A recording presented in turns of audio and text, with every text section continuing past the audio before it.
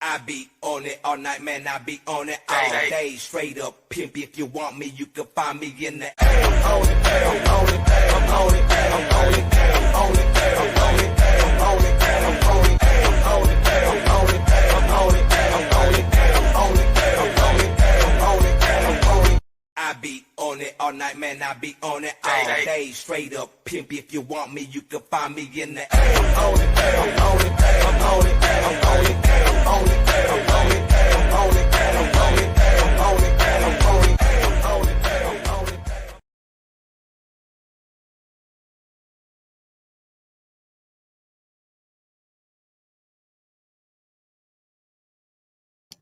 Welcome back to another episode of New Pac Rap.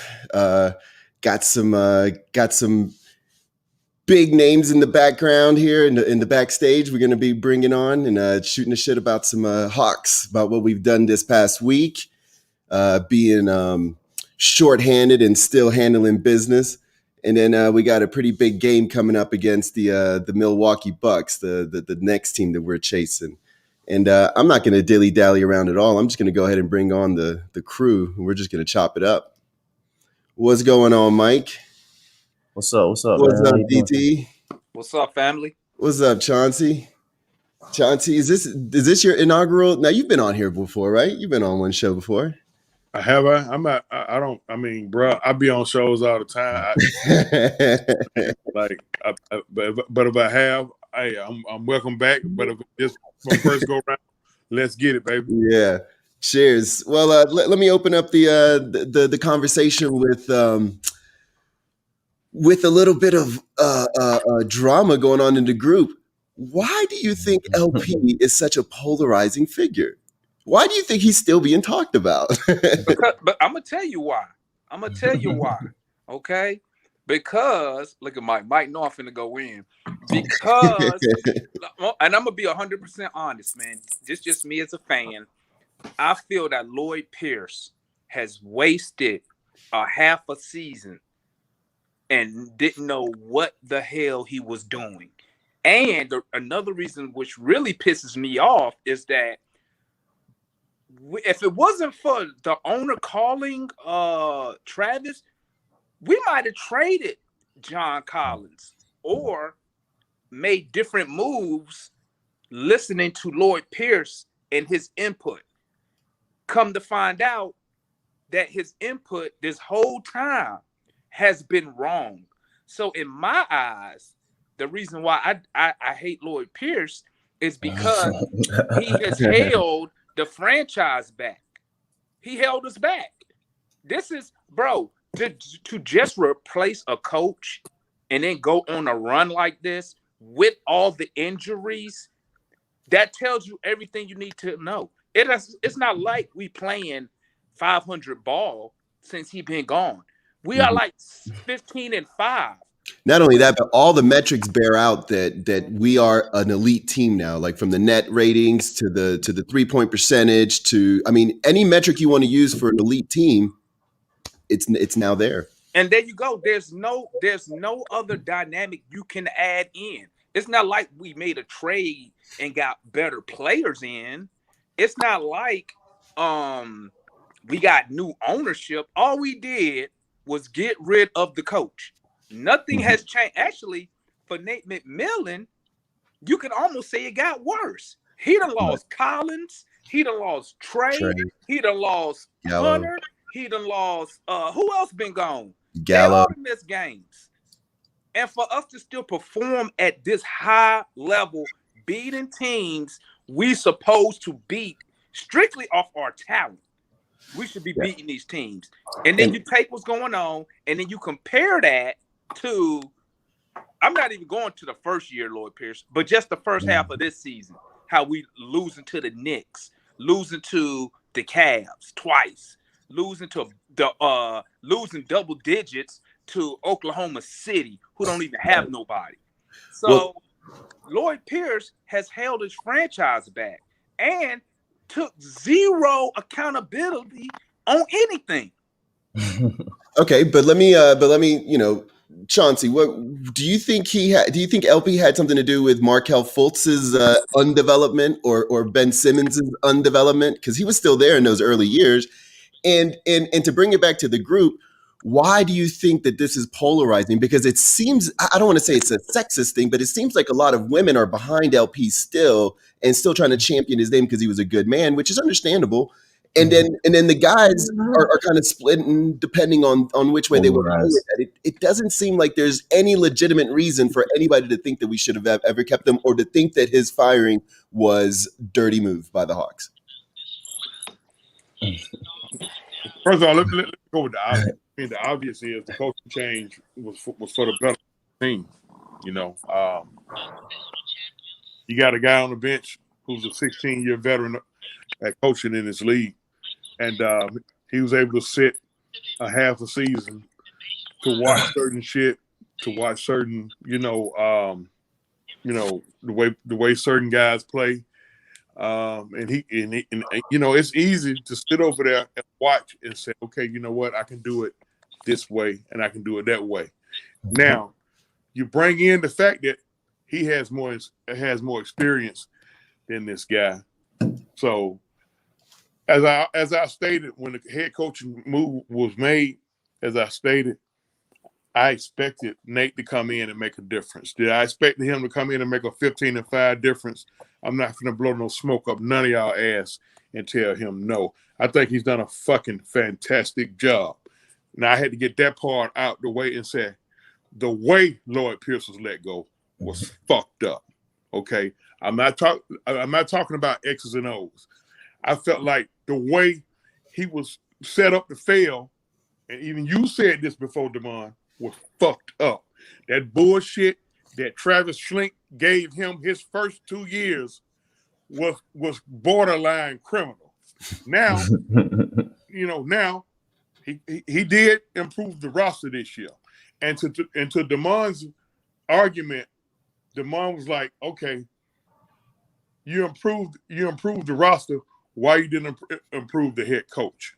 Mm-hmm. Okay. My thing is, why the fuck you gonna even bring in a guy just to sit him in a chair for 2 years?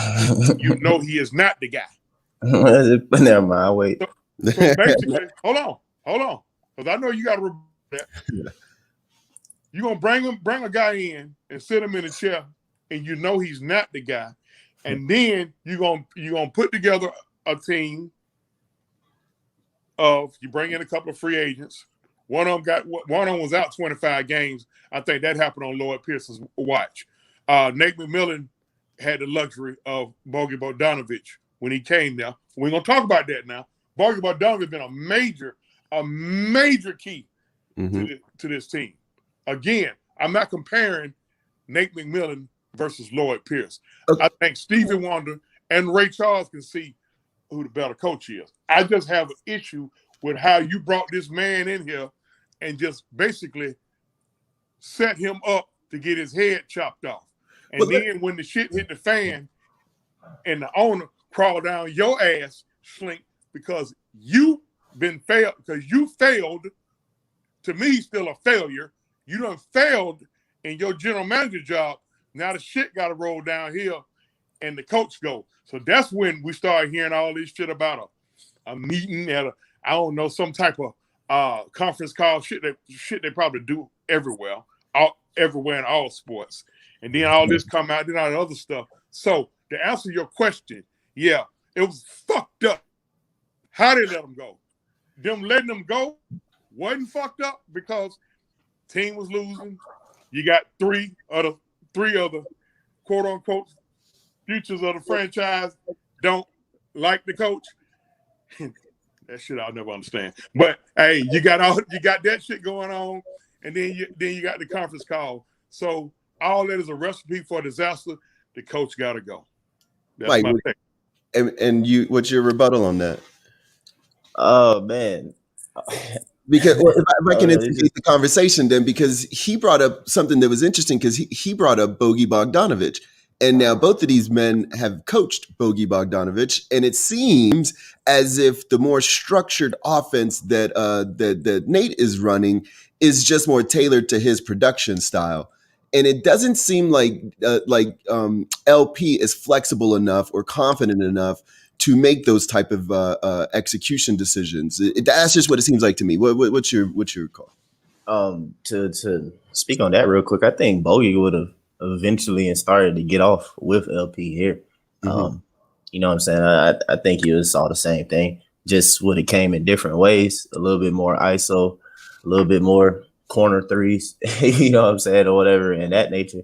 I didn't realize he had such a quick release. God damn that thing. Yeah, no, I've been knew that. I mean, that's why I was excited to get Bogey. I got, other, sports friends who not Hawks fans, and they wanted their team to get Bogey. That was really a low-key pick up in free agency that a lot of teams wanted, because, I mean, Mike, I remember we playing tonight. That's who really wanted him. Like, no, yeah, for sure. That's who really wanted. But that's what I'm saying.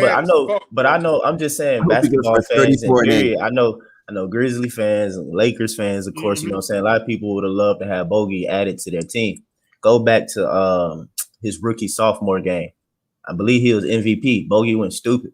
You know what I'm saying. I don't know if y'all remember that, but I think Bogey won that Rising Stars challenge game MVP. Like, he was quick trigger pulling. Like, I've always known that he's fearless. You know what I'm saying? Sacramento, they got late games, kind of hard to keep up with them. I just kind of see highlights, but still know that he's fearless. And that's always, when we did get him, at worst, I was hoping that he rub off on Kevin, because it's like, okay, Kev, you got a trigger, but I need you to be just as fearless, Bro, he good, man. I did not know he was that fucking good. I ain't gonna front. I ain't know Holmes was that good. Who, Bogey? I knew he was good. Bogey? Bogey. I didn't know he was that good. Like, man, you got to remember these foreigners, man. They've been playing pros and stuff since they were 10 and stuff like that. It ain't just Luka.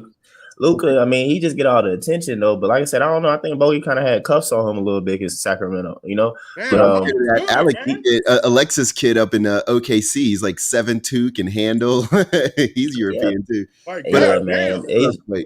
They just do it different over there. So, but real quick about the initial thing, just knock on his I mean, I can agree with Chauncey. Yeah, that was weird. It was crazy how he was let go, but a lot of times that happens in sports. They let go in crazy, weird ways. We hear it all the time. If anything, if I was an LP, I'll walk away from this situation and be like, man, you ain't got no friends in this game, really. Or you just, I don't know, like one or the other, because Travis was supposed to be his friend, but he got let go all crazy. So that's weird.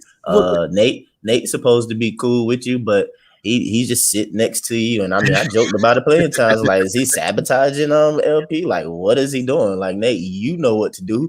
Why aren't you telling him what's going on? Either LP not listening or Nate not saying anything. Let me ask the question differently. Who's to say he wasn't saying it? Because what we hearing about Lloyd and I said this, hard-headed. I was kind of talking with Luke about That's this speculating in the group chat yesterday.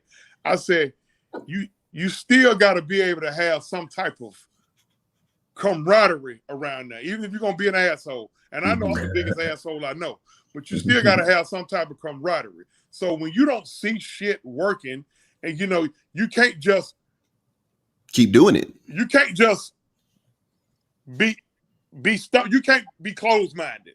Like, right. Okay, I get it. You done made your point. Hey, you're gonna stand your ground. You want to be a stickler for this and a stickler for that.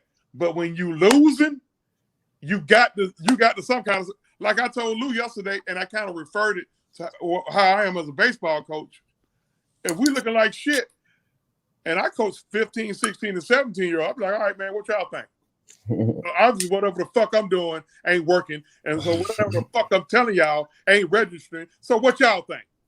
Yeah, man. See, but that's why me and you, that's why me and Chauncey, we don't go too far back and forth. You know what I'm saying? We eventually agree with each other, because just when you get to a basic coaching thing, some stuff makes sense. But that's why I posed that question. It's like, obviously, all right, Nate, obviously you got experience. You sitting on the bench. Obviously what's going on is not happening. So one or two things happen. Either Nate not saying anything or LP not listening. One or the other. We may never know. But even besides that, though, I wanted to say that a lot of times, too, people question about LP being here. Remember, nobody wanted to come. Our own coach left now. Our own coach left. Now, Travis has previous experience in the relationship with Lloyd Pierce, dating back to early Golden State stages on days. This is very early. You understand what I'm saying? Even before Pierce got to Philly, I believe. So nobody wanted the job. LP know a pretty decent trainer, you know what I'm saying? A good, you know what I'm saying, team, developer, but the guy who That's a whole conversation right there. Who trains with the guys. So, but anyway, on that is crazy. But I'm just saying, Trav calls him up. Of course, gives him a shot, give him a bone. You know what I'm saying? It's your first opportunity as a head coach. We all know that he hasn't even been an assistant coach or anything like that. He kind of skips ahead or whatever. So of course, it should just be a grateful situation because hey, man, you got skipped up basically, you know. Mm-hmm. And let's face it, you ain't even a former star in the NBA. You're not even a former college star. So hey, that's pretty good. Hey, you got skipped up, my dog. That's great. So here you go. I'm gonna give you a Miles Plumlee, Alex Lynn.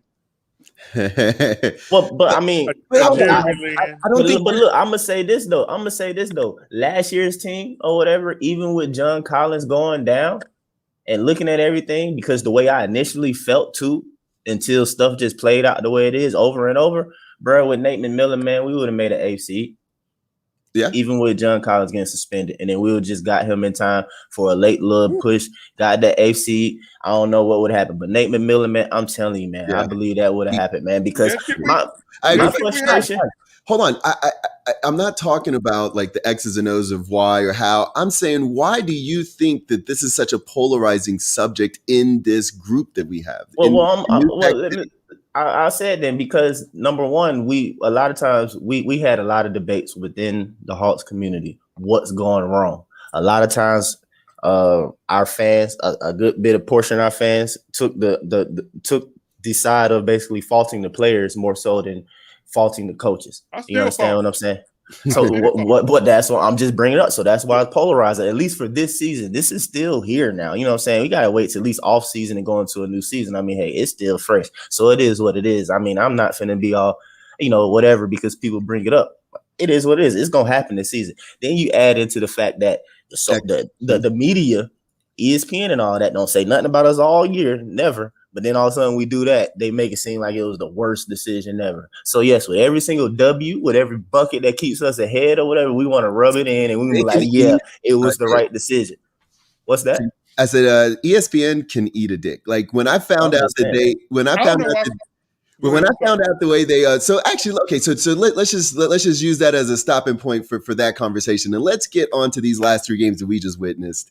And let's start off with that game that you were talking about against Miles Bridges. If you let the ESPN tell it, that's the whole team. That's the whole the Hornets game.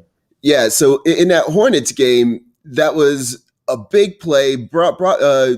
Made him go up 5, and the way ESPN presented it was like that was the dunk, that was the game. Good night. Good. But right after that, we scored 10 straight points, and I don't even think ESPN mentioned that. Look, man, I don't know why. I really don't understand why people get so caught up in that 4-letter network. ESPN can eat several dicks, Lou. Not just one. You know what I mean? Like I don't even. If y'all notice, I don't even say nothing about ESPN. I usually don't, but when I found that out, I was like, yeah, that's disrespectful. Man, fuck getting accolades from them. They don't give a shit about us. In fact, hey, I'm gonna do a major report, and I'm gonna tell you now, I'm gonna get. Hey, they gonna come after me because I'm gonna bring up my report. Gonna be on the conspiracy against the city of Atlanta, and boy, the way I'm gonna line that shit up. I may need security. What up, Maul? And I'm gonna bring up how we is as a fan base, and then I'm gonna bring up how everybody is towards this city, and the Atlanta Hawks gonna play a major part. I'm gonna come up with I'm gonna start a timeline because part of my argument. A lot of fans are butthurt off of a certain game that was played on February the 4th, 2017 up in Houston, Texas. And ever since that happened, now you're just hearing all kind of shit. Oh, the city is cursed. The city ain't fucking cursed. I'm still mad. I've been saying that before that Super Bowl. But a lot of reasons. But we're gonna break it. Mike, but a lot of reasons that people are saying the city is cursed is because a church got tore down. Oh no, that's not what I said. I've been saying it. General Sherman did it a long time ago when he burnt the city. My family went to that church, and trust me, that church got paid. Them folks got paid very handsomely to move that church, and they had the option to give this to the Falcons. Right. The city sold their soul for the Olympics, and we had to get the Braves championship to look good for the Olympics, and we've been cursed since General Sherman March. That's now where you it on goes. my page, boy. I'm a real lineman. On my page. Not to get too into the weeds about this, but it is a little interesting the national narrative when you have one of the most accomplished cities that is populated by educated Black people. How is this not a destination spot for athletes, for elite athletes? I don't understand how this isn't like, let's bring this city up. I mean, it's why LA, why New York, why always those two fucking cities? Why Boston? What the fuck did they get? I like to quote Paul Mooney, man. Paul Mooney said a line on the Dave Chappelle show that I like to replace, you know what I'm saying, the one word with like being from Atlanta or something like that though. But anyway, Paul Mooney was like, everybody want to be a nigga, but don't nobody want to be a nigga. So everybody want to be from Atlanta, but don't nobody want to be from Atlanta, man. It's just simple as that. I don't get it. That's the best way I can describe it. Well, okay, so let me look at when you look at when these free agents become available, okay, these franchise changing free agents. In almost every sport, when it comes to Atlanta, we're not in a position to get those big time franchise changing free agents. We never in a position to draft that generational talent. You know what I'm saying? Mm-hmm. Oh, and I'm just speaking as far as just from a sports view. We've never been in that position. When you look at Mike. Hawks, you look at the Atlanta Hawks the past since 2000. Okay, fucked up ownership. Okay. All the way up until Danny Ferry fucked up. Okay, he's a dumbass. Finally left. He was not that bad. They also tricked off a whole hockey team. You know what I'm saying? Two hockey teams. So when you look at it as far from basketball, we're never in that position to win now. To say, hey, KD or whoever, look at us. We're an opportunity. But I'm going to tell you one thing that really caught my eye when y'all speak on people from Atlanta. The funniest thing and this is why I hate Dwight Howard. Dwight Howard sat right there. Now, correct me if I'm wrong, fellow Atlanteans. Dwight Howard from Atlanta, right? Yep. Southwest Atlanta Christian High School. One of my best friends was his head coach. Hey, he used the Atlanta Hawks, and we was a decent team. Right, we was in the playoffs. He used us as leverage against the Rockets, and this is another reason why I hate Dikembe Mutombo, because Dikembe went to Houston and recruited Dwight Howard to come there. So my thing is this: Dwight Howard in his prime, why didn't he choose to come to Atlanta? And he from Atlanta. Right. And we was a winning organization. I need somebody to. And why do we celebrate Mutombo when he sat right there and recruited him to go to Houston? First of all, you just told me something that I did not know, and that's rarely I don't know no shit. I didn't know Deke had done that, but this is the rumor on why Dwight didn't come to Atlanta. He got about 92 goddamn baby mamas, and he had a restraining order against one, if not two of them. Now, I don't know how true that is, but that was a possible reason or excuse, depending on what side of the fence you're on, as to why he didn't come to Atlanta. That's what I was told. That's what I heard. don't know if there's any truth to it. Yeah, That's what. And then by the time he come here, this is why I didn't celebrate that shit. By the time he come to Atlanta, he already washed up and his back fucked up. Now you want to come home and I want to change my number to number 8. Man, get the fuck up out of here, man.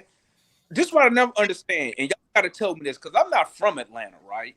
But my thing is this. How are you born and raised in Atlanta, Georgia? And one, you're not a fan of the Atlanta team. That's one thing that catches me off guard. When I meet dudes from Atlanta and I don't meet them in Atlanta, they're never fans of Atlanta team. I will answer that. It's a very transitional city, so it got a lot of transients. From Atlanta. They're from Atlanta, not moved there. No, I'm saying because of that, because it's a transient city, there's a lot of, when you're young, there's a lot of people throwing Cowboys and this in your face, and you're like, nah, all right, well, I'll jump on the winner instead of rooting for the home team. I'm gonna speak on that, Damon. I'm a 51-year-old guy from Atlanta. Really? I was 27. I was fuck you multiple times. I was born. My mama's from Atlanta. My dad is from Mississippi. I was born in Kentucky. You don't hear me screaming, "Go Wildcats." First 3 years of my life, I stayed in Chicago. You don't hear me saying, "Go Bulls, Bears," or whatever. But ever since then, I've been in Atlanta. But when I was coming up, and when I was old enough to understand sports, we had the Braves, the Hawks, and the Falcons, and the Atlanta Chiefs, and the Atlanta Flames. Okay. The Falcons sucked so bad to where a lot of us had to damn near go out there and get a second team. So back then, it was 2 teams you had a choice on in football. It was either the Dallas Cowboys or the Pittsburgh Steelers. Yep. Hence the reason why you have a lot of Dallas and Pittsburgh fans in Atlanta. As a young kid, my football idol was Mean Joe Green. Mm-hmm. So I leaned toward Pittsburgh, but I still stayed down with my ATL team. Now, basketball-wise, believe it or not, I like the Chicago Bulls. Pre-Michael Jordan. I like the Chicago Bulls with Artis Gilmore and Gene Banks and I forget.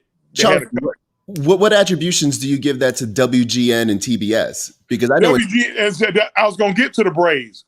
The reason why there's more Braves fans than the other franchises is because Ted Turner started TBS, and like you said, you mentioned about WGN in Chicago, and so we had it's a lot of people from like Kentucky, Tennessee, South Carolina, Alabama are Braves fans, but don't fuck with the Falcons or the Hawks, So, it's because of the network. Because the Braves sucked a while too, and then a guy named Bobby Cox came in and changed it all up. Bobby, see, a lot of people don't know, Bobby didn't get notarized with the Braves until his second stint. His first stint, he was the general manager. Yep, and he brought in good people. He wasn't even supposed to manage when he did. He's the one that brought in John Sherholtz. But my thing is this, okay? And stuff just blows my mind because, I'm not from Georgia. But this will be blowing my mind. You got Justin Fields and Trevor Lawrence, both from Georgia. Deshaun Watson? Huh? Deshaun Watson? Cam Newton? How come the pro teams in the state of Georgia, why we cannot now understand, obviously, the draft and stuff like that, but I'm just saying, why isn't there an urgency for these guys to want to represent their home teams? You know what I'm saying? Like, see dudes, like when you see some of these interviews by like NBA players, they'll sit right there and tell you, like, I always wanted to be a Laker. You know what I'm saying? I always wanted to be a Celtic.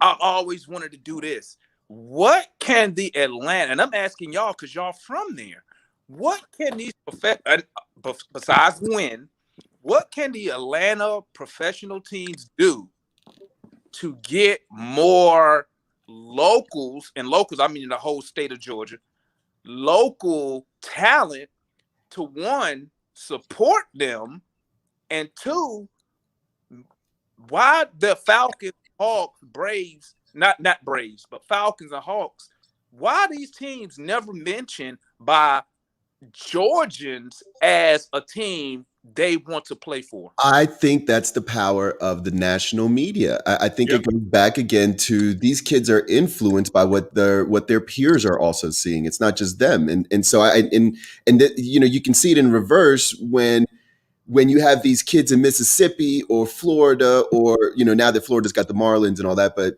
Charlotte and all these good baseball players, they all wanted to play for the Braves. It's almost the exact opposite effect as the other teams, and it's that's why I think I don't understand why ESPN and the national media like Fox does disrespect this city. I mean, this should be like aside from New York, LA, Boston, and Chicago, I don't see another city that should be the next one other than us.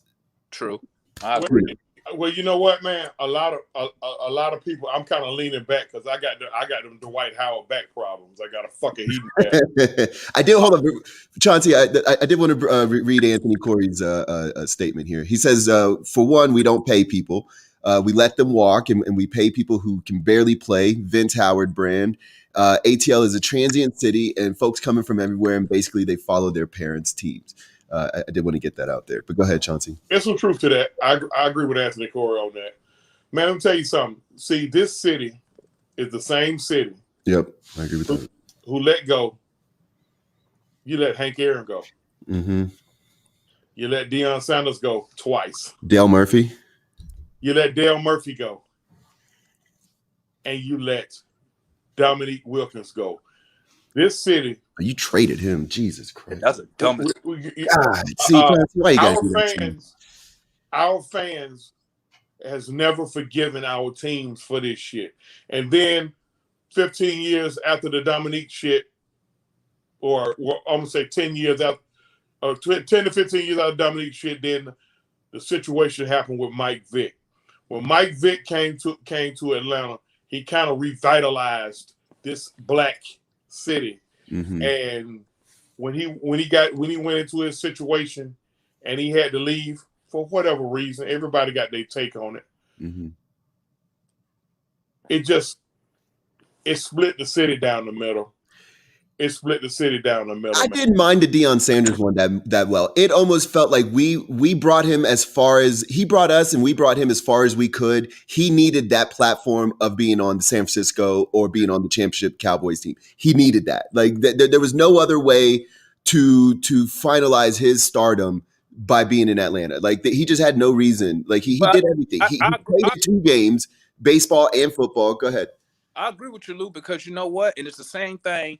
I look at Trae Young the same way as you look at Deion Sanders. That's why I'm so now you could call me a conspiracy theorist or whatever, but I believe that I'll leave my nobody can tell me nothing. I believe that Trae Young, this is just my opinion, call me crazy.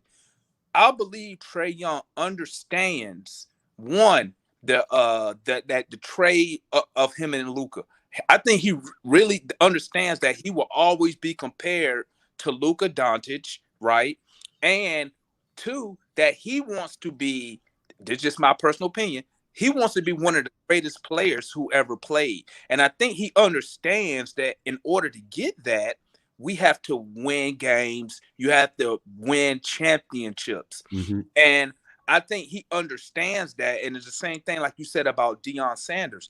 Deion Primetime, he knew he was a Hall of Famer, and he knew that, and it's just the imaginary rule made up by the media that winning championships, but just blosters your career and puts you in that position to get in the Hall of Fame. Mm-hmm. He didn't want to be one of those players who was great like Dominique, but no championships. So now everybody gonna have those ifs and buts when it comes to him. And I solely believe that Trae Young, I don't care what nobody tells me, Trae Young and his dad understand, and they know we have to win games. They know that. That's why I always point out stuff like that locker room leak from last year.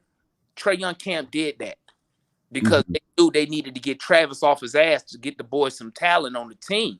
You see what I'm saying? Yeah. And what I don't want to happen is that, and this is what I can't stand. I know I'm long-winded, my bad, guys. But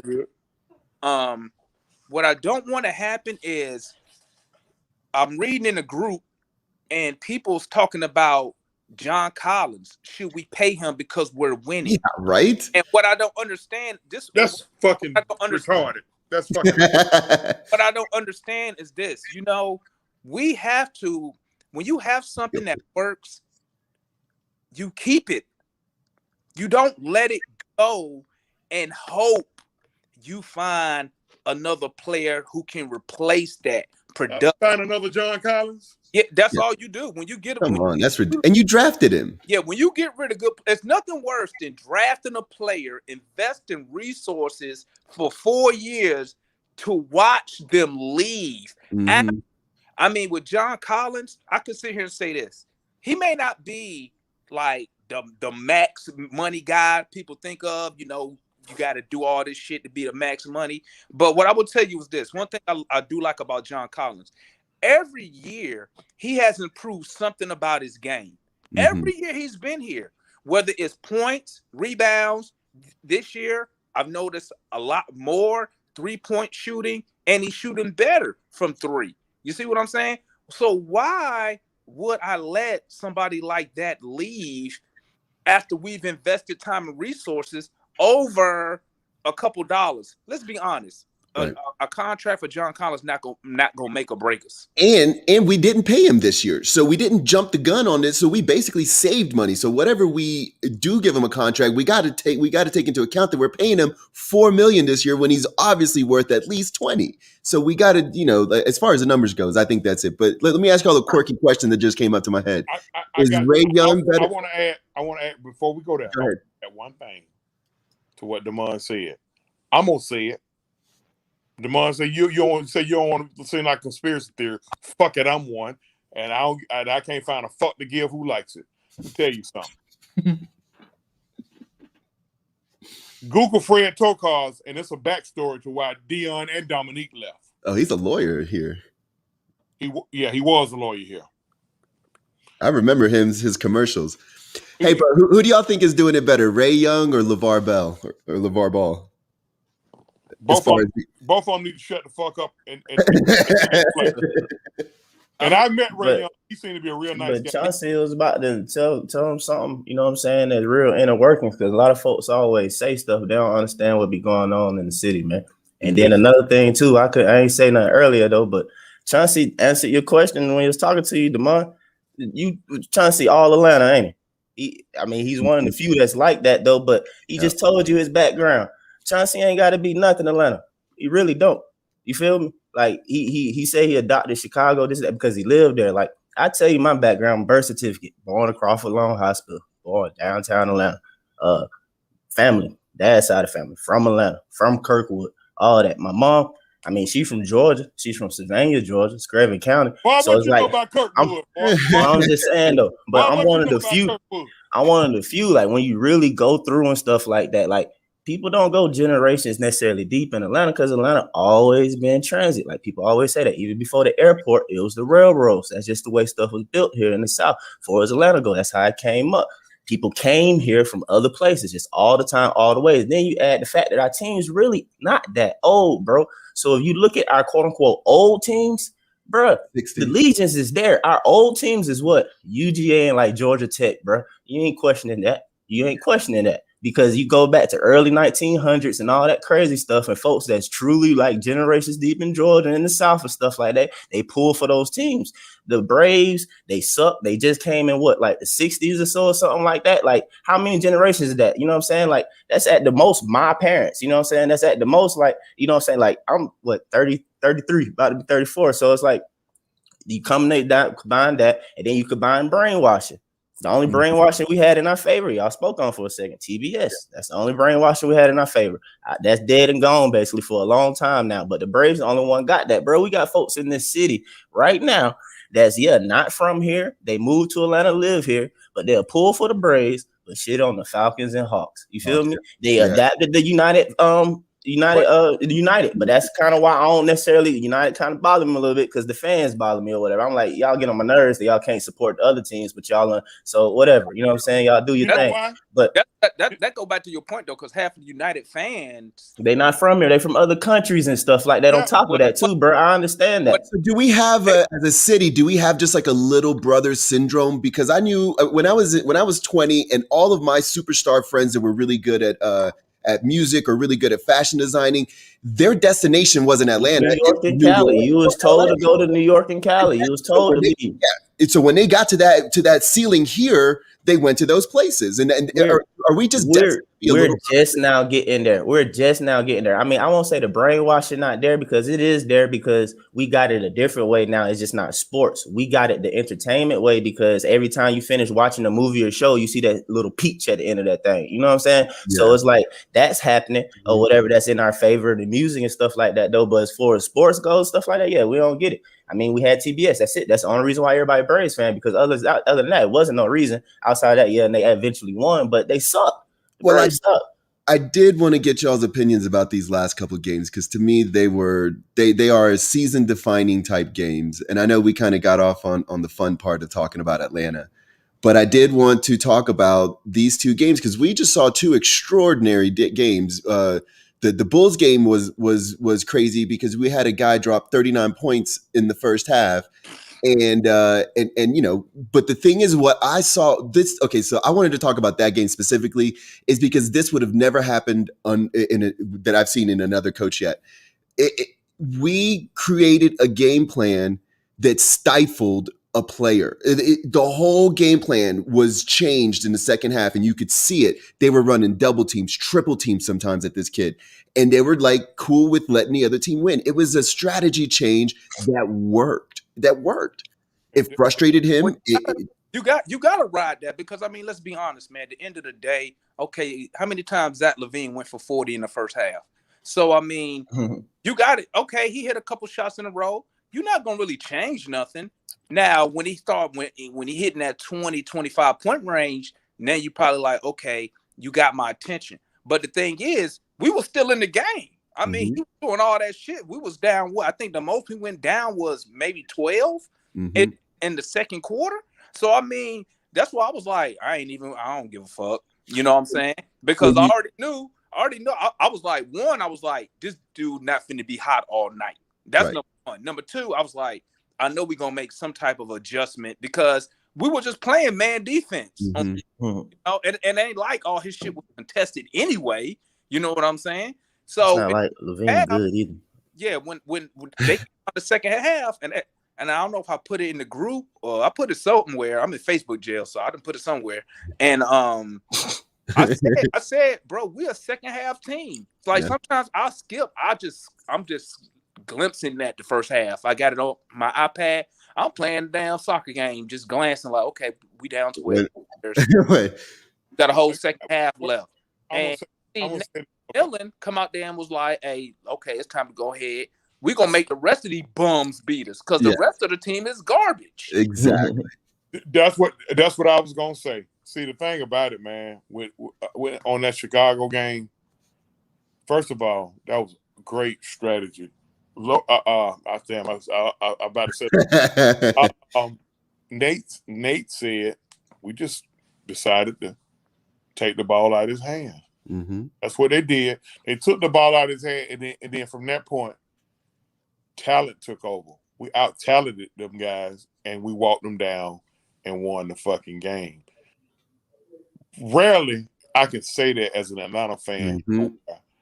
We beat a team because we out-talented them. Talent took over at the end because when you take after LaVine and then Vucevic, you might get a little bit of Kobe White, you might get a little bit of Laurie Marketing, but after that, man, you know you ain't. Hey, what is there to fear? The Hawks are talented. 1 through, I'm gonna tell you now, we start 11. We start the playoffs 100% healthy. 1 through 10, we can go with anybody. But that's what I'm saying. So I'm about to make y'all upset then because Damon with it then because we ain't waste time with Lloyd Pierce, bro. We arguing, man. We talking about that number 1 seed probably did, man. Like it don't make any sense. Like they just do the basic math. And again, Lou, I'm telling you, man. Like I think before as with new Pac goes and jumped on the scene with like one of my first main lies, man. Lloyd Pierce pissed me off in the Miami game, man. Like last season, stuff like that. I done with like the coaching decisions was just obviously stupid that he don't know what to do. So it's been the case with me. You feel me? So again, I told you, I believe even with the suspension from John Collins and all of that stuff, man, even with the roster that y'all might say sucked and everything, we would have fought for an AFC, man. Possibly got an AFC if Nick McMillan was here. Last season. Last year. So do we go through the search? Do we go through the coaching search and whatnot? Or why hasn't this man why hasn't the interim tag been taken off? Because now that I'm looking at all of his last 2 coaching firings were dumb firings. Like to fire the man last year from Indiana literally makes no sense. He had a hurt roster the whole year is what I found out. Well, you know, and he still had them boys playing above their pay grade. Well, I'm gonna keep them at I'm not going to sign them to the off season because what you're seeing now is I watch a lot of soccer, so what you see now is players playing for the club and they playing for the manager. You see what I'm saying? Players know managers get fired for their performance. Mm-hmm. Them playing for the manager. Because I guarantee you, if you ask them at the end of the season, they all gonna say, "Please keep Nate McMillan." Mm-hmm. So what I'm gonna do, I'm gonna ride this shit to the end. I'm not gonna hire even if I wanted to hire him. Me personally, I'm gonna always do my due diligence. I'm gonna always see what's out there. Mm-hmm. But even if I wanted to hire him right now, I'm not doing it. I'm gonna let these players keep thinking they playing for this man's job. Smart. And then guess what? When the season over with, sit down and you can analyze, okay, what went right, what went wrong, talk to your star players, get their opinions on Mellon. But I mean, really at the end of the day, only thing that matters really is what Trae Young think and what Nate McMillan's record is. That's what it matters. What's going on, Chauncey? You got a question that bad? No, his ass is old as fuck. So this nigga hearing shit and shit, man. This is what I'm being told right now. That the only reason that they playing because they playing for somebody's job. What is that? Don't beat up the phone, Chauncey. Is that what I'm being told? What'd he say? Hey, I mean, I don't blame you. I mean, they need to play for more than just coach. Them boys need to play because they want to win. I done fucked up on here. Well, no, obviously, I didn't think I would have to say that part, but I mean, I understand. Pro players obviously don't go out there. What you saying is that the organization loses their leverage, and for me, a person who's basically been saying and getting on people's nerves, and I stopped saying it because folks get emotional about it, is don't pay John Collins max and stuff like that or whatever. And I wouldn't have been undone it because I know you just don't want to lose your leverage. You got leverage as an organization or whatever. So it just now for that reason, I respect that. Yeah, I respect that for that reason. But you won't. Now, here I go being an asshole. Can I be an asshole? Be an asshole. If you ask me, I'm going to be honest with you. Don't be surprised if Nate ain't their coach next year. I'm going to leave that right. Oh, now you talking nonsense. Come on. I do see a 25-30% chance that he's not the coach next year. But that's that Atlanta effect though. That's that media and stuff like that. He can catapult us to say, these superstar-led teams. What if he takes a Dallas team? What if he goes to Dallas? Dallas ain't running their coach. They got Rick Carlisle. He straight. Hold on, Mike. I'm going to be rude for a minute. I'm going to cut y'all off. Let me ask you something. Why they ain't took the interim tag off? You just asked that question, didn't you? Why they ain't take it off? Because, bro. Hold on, Damon. I think they came in that question. I heard what you said, Damon. Why they ain't took the interim tag off? Just for leverage? That interim tag supposed to be took off that man. That's what I think. Took off that man. We should have had an interim tag on Lloyd Pierce's ass. That's what we should have. Hell, the way he got fired. the way he got fired, hell, it was an interim tag. I mean, I don't know. Well, do we know how the contracts work or whatever? Can you switch that up if his contract is like still saying assistant or something like that, or head assistant, lead assistant? Like, can you switch it? The difference is the money. It's the money. Yeah. So right now, we can discuss the money in all season. You our coach from here on out. Yeah. We can discuss the money in all season. You our coach. You our coach from here on out. But let me tell you something. They may already have their guy. Ellen is getting paid as an assistant. Yeah. Obviously, they make less than head coaches. So what's going to happen is, only thing that's going to happen when we make him the coach, we go rip up the current assistant coach contract and give him the head coach. It's going to be more years. He probably going to want, usually them head coaches want 5 years.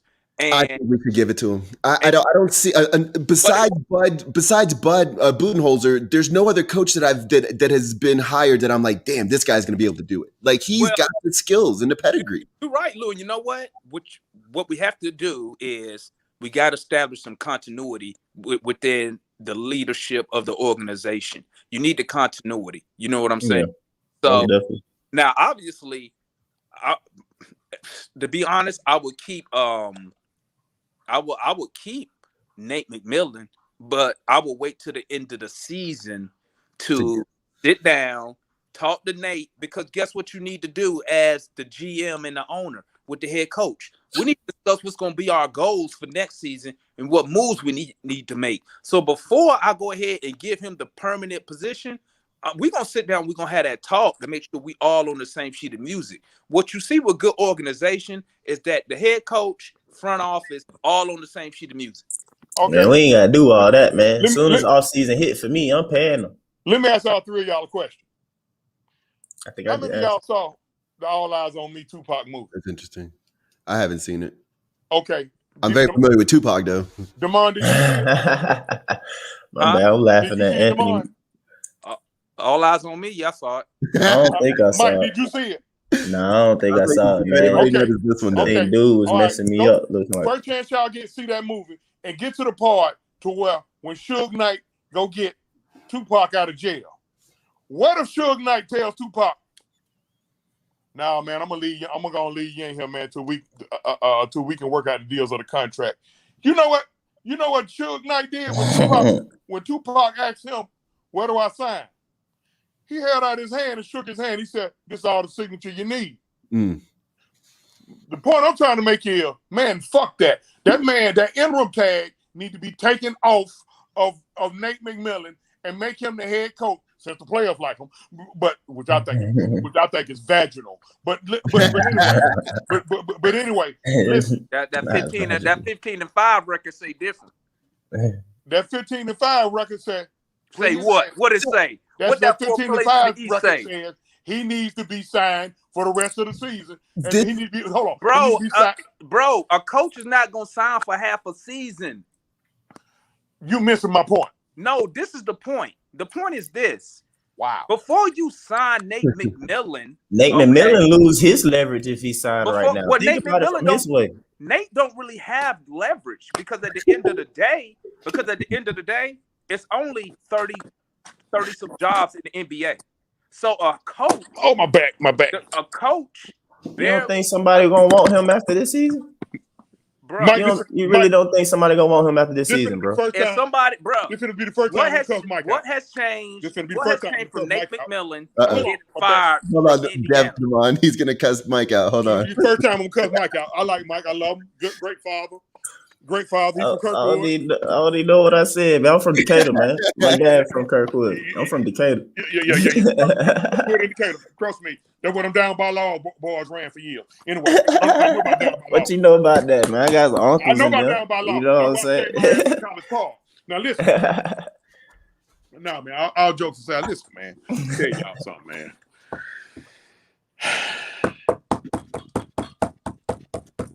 Bruh. I need a championship before I die. Don't hold your breath. I don't. That'll probably cause me to die. But listen. Fuck all these semantics, man. Yes. I know about the contract part and all that stuff there. You make him the head coach. We discuss the money in the offseason. Right? Hey, you our guy moving forward. We discuss the money in the offseason. Are you comfortable with them doing that in private? If they've, like you said, the Suge Knight handshake shit. Like what if that's why I don't give a fuck how they do it. And that's why Tupac died broke. Tupac died broke. Tupac died broke for many reasons. Goddamn handshake. That's why. No, that's why you signed contracts. Just to keep it. I would. Mike. Tupac died broke because of the same reason why a lot of other folks went broke. If I tell you, I was around because that's not even good business. Mike, how does it sound? Yeah, Mike, I need you to do me a logo for me, but we're gonna discuss the money later. Tupac is that gonna ride with you, Mike? Nah, bro. Tupac died broke. It don't work that way. Tupac died broke because he didn't keep up with what the fuck he was doing. That's why he died broke. No, that's because he signed a contract and he let Suge Knight paid him with cars and shit. Listen, you don't discuss no money on the back end. This is a Hawks podcast, right? Listen, now this is a Hawks podcast. You get no money. Okay, we'll get on that later. We'll let that be. We'll let that be enough. Because I know the whole story on that shit. And Tupac died broke. It was his fault. Not you sound like goddamn. You sound like Dale now. No. This sounds like it's home. I worked in bodyguard and security for years, bro. Dale, I know. Dale came into the group. I know Dale Bird. Yeah, Dale came in the group and said he spoke to 2 Chainz, man. And 2 Chainz. 2 Chainz from right around the corner. No, what he say? He said 2 Chainz said we was gonna do something. I was like, get the fuck out of here. 2 Chainz probably. Man. I'm about to say 2 Chainz. Yeah, Titty Boy. He probably know Player Circle. He probably only know other dude name. Chelsea probably know the other dude too. Dale and 2 Chainz went to high school together, so that's different. Okay, listen, man. Listen. Hey man, when you really from Atlanta though, Demond, it's just small, man. It ain't hard not to know somebody, bro. But listen, man. Hey, man. We got a real good thing here. Let's get back on the house because Lou, I don't want us to get off track. We rolling, baby. We rolling. We got a real Dino Mutt said. We rolling right now, baby. I think as long as they keep Nate McMillan and don't fuck with nothing that don't need to be fucked with, we'll have a championship within the next 1,000 days. Meaning that's 3 years, bro. Yeah, within the next 1,000 days. I'm gonna take a realistic approach. I agree with that. I'm gonna take a realistic approach. I want one now, but ain't no reason they did right by not breaking John Collins off. You might be right though. When the trade deadline came and passed, I already knew we gonna keep him because now it's gonna make you look like a bad businessman if you let him walk for nothing. So they're gonna match what Minnesota gonna offer him because it's gonna be Minnesota with the most money because Minnesota ain't paying nobody but Towns and who is that? D'Lo Russell. So they gonna match whatever Minnesota gives him. Now after that, this is what you do. This is what you do, and we wins the title soon. In all season, not all season. During the season next year, you go ahead on and you extend Trae Young. Don't wait. Extend Trae Young. Break him off. Extend him. I'm gonna tell you somebody else where you extend because he up in 2023. You better extend Capella. Oh, for sure. You better extend Capella. Okay. Who came in the draft with Trae Young? Okay. Do we extend him? Yeah, I think so. Why not? Somebody was saying he's a bad player. He is a good 7th, 8th, 9th guy to have on your squad. He knows the continuity. I mean, it's gonna be $5 million.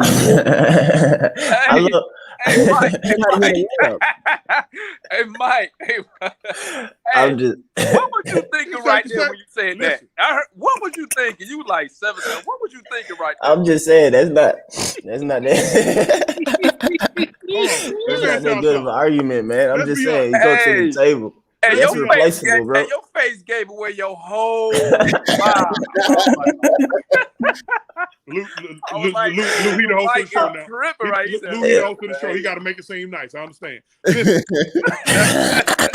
y'all telling me Kevin Huerter couldn't start for over half the teams in the NBA right now? I think he could.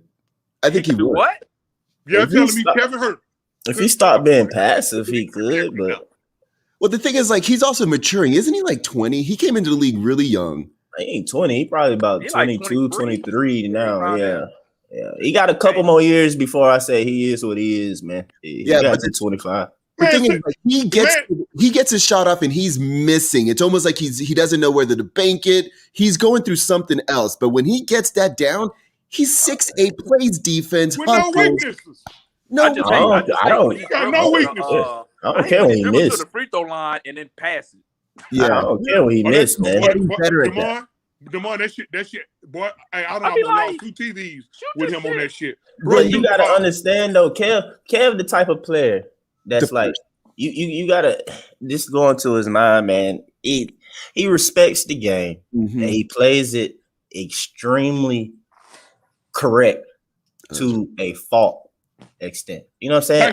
I've been in that situation as myself as a player, as respecting the game, where it's like somebody had to tell me, it was like, nah, bro, you gotta do your thing. You know what I'm saying? You know, especially if you're trying to showcase yourself or whatever. You can't be out there overly playing the game correct. You know what I'm saying? Making the correct pass. Hey, Mike. I mean, yeah, we need him to do that, but what's up? Hey, Mike. What's that? I can't hear you. Because he got that damn T-Mobile internet. Hey. No, I got no T-Mobile, but I got Verizon. You eat separate dicks. That's separate dicks. You done upgraded over the years. The motherfucker came on New Pac City with a flip phone and goddamn, what was that damn internet you had? That damn. Shut up, Falu. I'm trying to talk. You know I'm old. Listen, Kevin is that guy that go to run and shoot. That he knows 3 other guys on this team better than him. But he raw as well, so he gonna defer to them so he can stay on the court all day. Right. But little do he know, all he got to do is play his game, and if he play his game the right way, he gonna still be on the court all day. Exactly. That's Kevin Huerter. And that's what I hope. I hope we sign him again. We sign him to his cheap contract, and then he figures it out in that second contract, and all of a sudden we got a player that's overvalued. Well, the cheap part is that's what it's gonna get you, because the problem is it's probably other NBA scouts and talents who probably saying the same thing. Like, if this guy was in a different situation, he may turn out to be a little better than what he is. Let's go ahead and offer this dude some stupid contract. The same thing we did for like Bogey, putting a little trade kicker and all that shit at the end. Team is like Kev, man. Yeah, that's gonna be your problem. Your problem is going to be, do you value Kevin as much as the other team? Same thing with John Collins. I got a question for all of y'all. I got a question for all of y'all. Each one of y'all individually answer this question. Damon Thomas, I'm the owner of Atlanta Hawks. You the general manager. All season, either Kevin Huerter or Cam Reddish. What you gonna do? One of them got to go. See, that's what I was gonna get to. Somebody gonna get left out. I'm keeping Cam Reddish, man. You keep Cam Reddish. What about you, Mike? Man, I hate that it's coming down between them or whatever. And I be right now. That's a tough one name. Yeah, that's a tough one name. I'm a little upset that Cam ain't made it easy. You know what I'm saying? An easy decision. But I'm leading Kev, man. I part of me feel like, man, things really gonna click with Kevin, man, especially in like a couple years. It might not even be next year. Y'all might be still saying the same stuff though, but I think it's gonna click. And when it click, because Bogey ain't young, y'all. You know what I'm saying? I mean, yeah, I equated that but he's not. I'm saying he over that 25 hump though too. I kind of equate that for just like life in general. You know what I'm saying? You just start really figuring out stuff. If you're a late bloomer like Kev, you really start to, you know what I'm saying, feel yourself, know who you are for sure about that time. You know what I'm saying? Like, I just really feel like, and I don't want to like let go of Kev and we regret that jump, bro. And we see him taking off so much. But at the same time, I hope we keep Cam some way. But what everything look like? Because Cam, we gonna run to the end. My bad. But Lou, I need Lou to answer. That's easy. Lou gonna keep Kevin Huerter. I already know that. I am the biggest Cam Reddish fan, so this he is a Cam incredibly tough. He's a Cam fan. Because you know what? It seemed like Lou always try to go with the sure thing. That's why I was like, I'm gonna say Lou Williams made it easy to get rid of Huerter, but I don't agree with that because if I'm looking at it, if I'm looking at it, and I know it's going to come down to these two, I'm looking at it in this sense. Cam Reddish is a more tradable piece. You're going to get more for that name brand than you are with Kevin Huerter, and Kevin Huerter provides more for your team right now. So to me, if it's going to come down to that, it seems like an easy metric decision that you keep Kevin, you keep DeAndre, and then you trade the pieces that kind of are redundant. Lou, know you if you full get of more from Cam. shit. Lou, you full of shit. You so full of shit, Lou. You a politician. I'll vote for you. You so full of shit. Now, next question, because I ain't gonna let y'all off the hook. Bogey Bogdanovich or DeAndre Hunter? Demond Thomas, What's he doing this? If Hunter need good, I'm keeping Hunter. No. Fuck you. Multiple times. Man, just assume he Gucci, bro. Like, yeah. We're gonna assume. Yeah, We're just gonna assume he fine, man. assume he all healthy. Bogey Bogdanovich or DeAndre Hunter. If the owner tell you He one of said, them of course. gotta go. You gotta go He Hunter. said Hunter. Yeah, I'm going Hunter. Yeah, you gotta go Hunter. He's already at Bogey. Let me tell you something. What Bogey can't do, and what Hunter, I mean not Hunter, but Huerter don't do that well, is the defensive side of the ball. Mm-hmm. I mean, one thing about Cam Reddish, listen, that dude can guard anybody. You know what I'm saying? He got the physical tools to guard almost anybody in the league. You can't practice that. You can't train that. You can't train 6'9", long ass arms.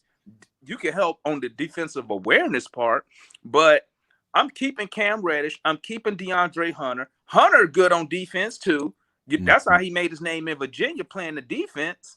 And so, I mean, to me, it's not that difficult, man, to make those decisions. You know what I'm saying? And you got an extra 5 years with those guys. I'm gonna say if we play it right, I think they can swing it, basically keep everybody, man, for a minute.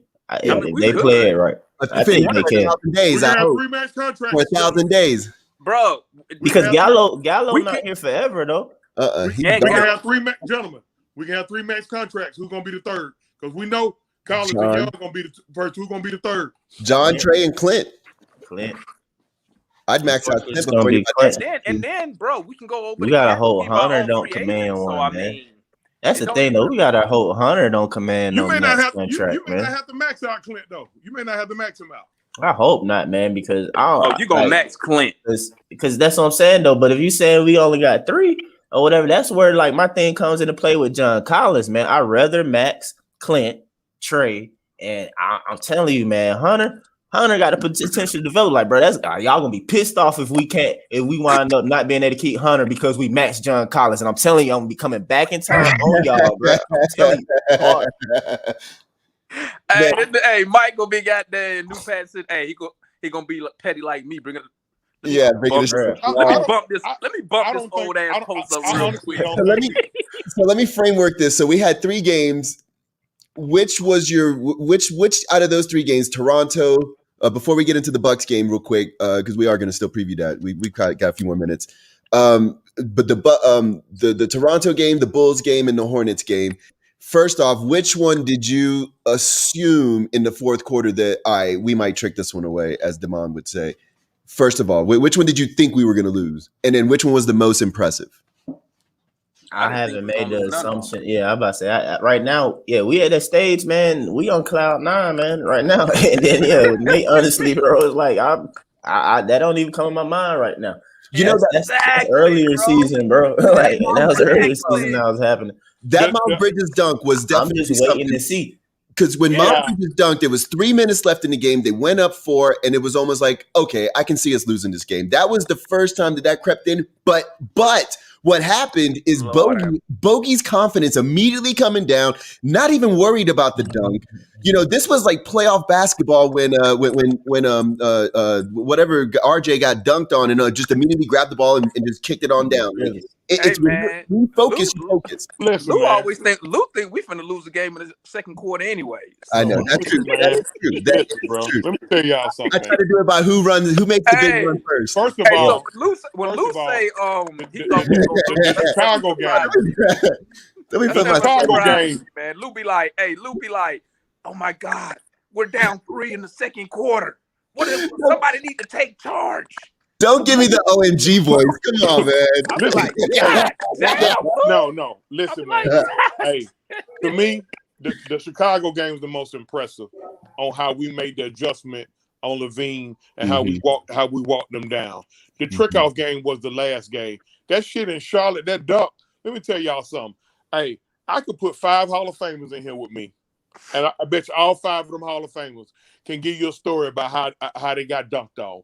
That wasn't, bruh. And then if you go and look at the backside angle, he kind of lifted himself up a little bit with his offhand to dunk on Clint. Man, that could eat a dick. But that last game, hey, Clint didn't get a foul on that, by the way. It's impressive that Clint didn't get a foul on that. And I thought that was all you needed. As a rim protector, he's coming off a man. He jumps straight up, doesn't get the foul. The guy makes a crazy dunk. You get the ball and you move on. Listen, right. But that last game, when that boy, is that a white boy or mixed kid that got hot? He mixed. Okay, whatever he is. Hey, I went you talking about Flynn? I'm gonna tell you what. Yeah, Flynn. Hey, when he started getting hot, I started getting hot. Because y'all don't know the changes that I go through watching the game. See, I be ready. I got a brand new 65-inch TV. I'm gonna tell you something. That motherfucker like the guy lost the other night against Toronto. Bro, when they start letting that motherfucker, man. Hey, Chauncey, did you see the Twitter beef? Not Twitter beef, but did you see the Twitter thread? Goodwin was like, "Man, we won, good win, but we gotta but free throw." and then Solo comes back at him with the look. He's like, "Hey, who let Flynn get hot in the first place?" Hey, but you know what, man? Let me tell you something, man. I love the Charlotte game. I love these games. Listen, this may sound crazy, but we don't play good when we get a big lead. We always tend to lax off for some reason. It don't matter who we play. We tend to lax off. But I love when the games get close because, like you said, that gives you a feel of playoff basketball. When them games are close, that's showing you, okay, who gonna win this game? Whoever can execute better is gonna win this game. Okay, they got a good dunk. Can a dunk be a momentum changer? Sure. But at the end of the day, it just showed you that, you know, we as a organization now, we're not worried about that shit. We're worried about wins. You can have a highlight dunk all you want, but we continue about our business. But for some reason, we get these big leads and we trick off every. I can't remember the last time we took a 15-point lead and held a double digits the whole game. We always trick off the lead. And let me guess now. The difference between now and 2 months ago on the trick off is they like the coach. Yeah. No, the difference is no. The difference is no. I'm about to throw this motherfucker. The difference is, I'm gonna tell you what the difference is, Chauncey. The difference is when we trick off a lead in the fourth quarter, we win the fucking game. No, they like that's the difference. Coach. And guess what? That's not because our dumbass coach doing stupid ass challenges. Nah, y'all both right though. Let me take y'all back. Having no timeouts. I got you, Lou. Whack ass. Y'all both right. Trying to see what you saying to be smart in the sense. Yeah, it's because they like the coach. The reason why they like the coach though is because he call a timeout and then he come up with a play for them to execute. But let me work. They don't that's because the coach he's not bullying them. That's because the coach has actually played in the NBA. Yeah, but let me take y'all back. What effect did that Clippers game have on this mentality moving forward? Because we put ourselves in that same position in the Clippers game and lost it. This time, now we're, it's almost. What do you think we learned, or what value? Well, they didn't like Nate that night. I got you. I say what it is. You know what I'm saying? No, they liked Nate that night, but Nate was a coach because I said this back when, we had our previous coach. I was questioning. I was like, man, what is going on? Okay, I know you can't practice this and that, but you can watch stuff. You got technology galore. You got iPads. You got whatever, you know what I'm saying? These folks can send cut up footage to each other. You break down. You can talk or whatever. So it's like, what is Pierce doing? What are you doing? Are you not showing these boys this stuff that they need to do correctly or whatever? So, okay. He might be showing it to them, but they don't like him to listen. But what I'm saying, though, is just recently, though, I literally heard out of Nate McMillan's mouth, because I didn't hear this from Pierce. You know what I'm saying? So that's why I was questioning. But I literally hear it out of Nate McMillan's mouth. Maybe he just have a better communication ability, which is again probably why Pierce ain't out here, because communication skills sucked or something like that. But Nate McMillan said out of his mouth is that what was one of the games? I think it was one of the games we did come back in or whatever. But he said that he went and showed them.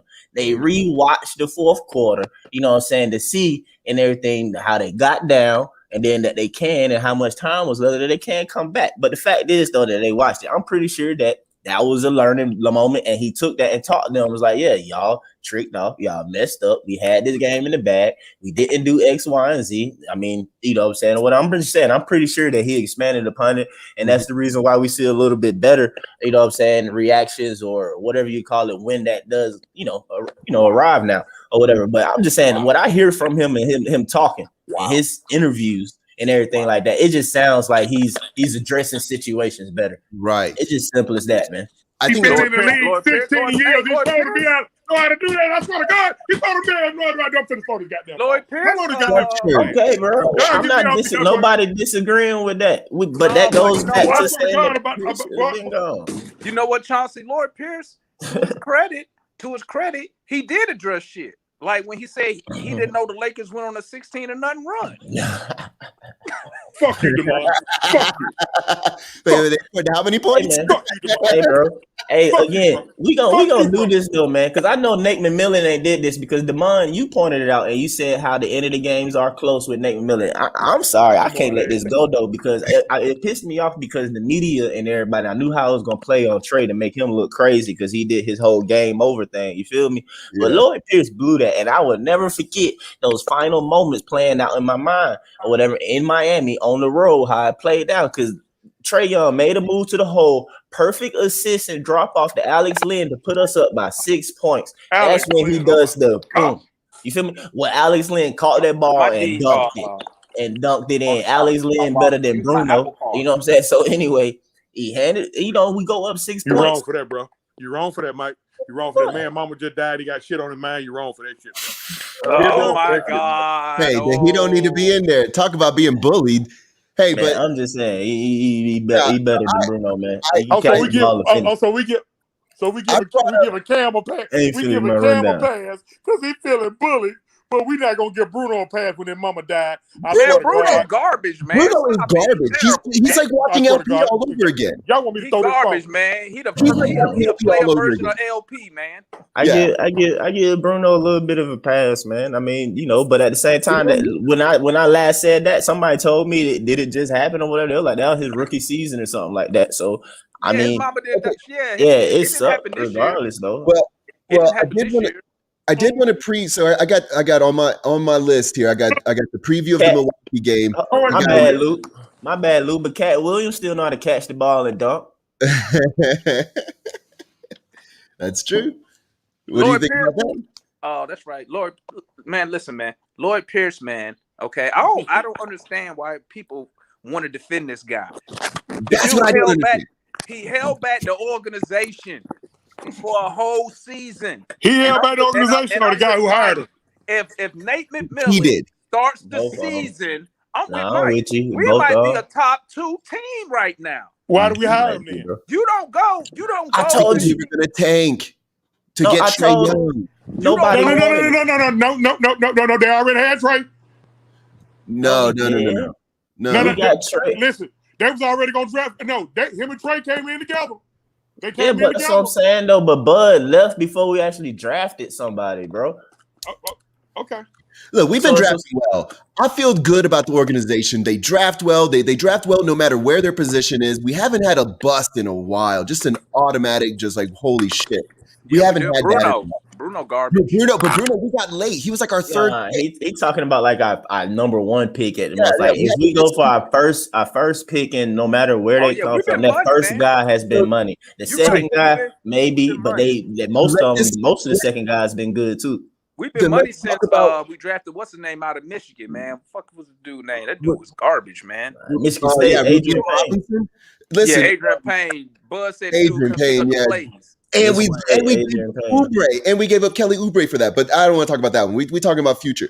But what do y'all think about this draft pick now that we've gotten to actually see him on the court?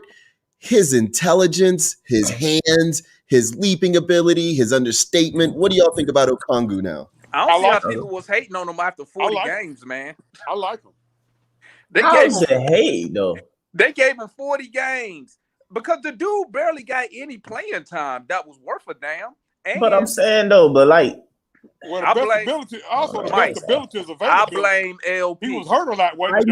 I now think that Okongwu. I'll take that before I listen to the other excuses. I blame LP because you know what? Fuck around with LP, we probably have no John Collins right now. We probably don't have.